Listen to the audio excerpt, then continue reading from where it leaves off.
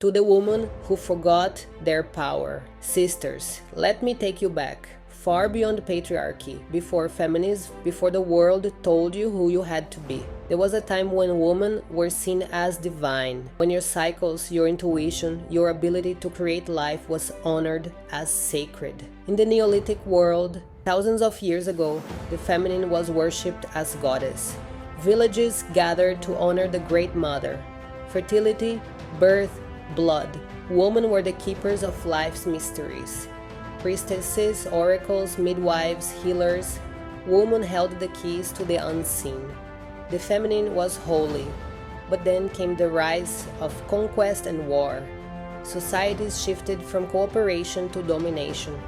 And slowly the feminine principle was pushed aside. The goddess was dethroned and replaced by male gods of law, war, and control. Spiritual authority shifted from women's temples to men's churches. And because women's power could not be contained, it was demonized. Priestesses became whores. Healers became witches. Millions of women were burned for carrying knowledge that men could not control. The herbs that healed, the blood that birthed, the intuition that revealed lies. For thousands of years, patriarchy did everything it could to separate women from their source, to make softness weakness, to make intuition madness, to make the feminine powerless. And then, centuries later, feminism rose. And yes, it was necessary. We needed to fight for rights, education, freedom from oppression. But in the battle, something sacred was lost again.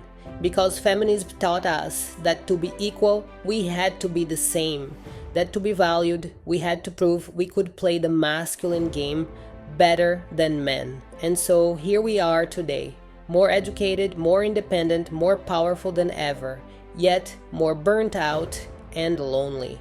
This was not an accident. It was a long game. A slow unraveling of feminine power that started when they took the goddess off the throne. But they never killed her. The feminine has been sleeping inside of you this whole time, waiting to be remembered, and now the remembering begins. Not by rejecting our rights, but by reclaiming what was stolen, the softness, the cycles, the intuition, the divine feminine that once made a woman untouchable. Because the world doesn't need you disconnected, it needs you whole, it needs the feminine. With love, Isadora.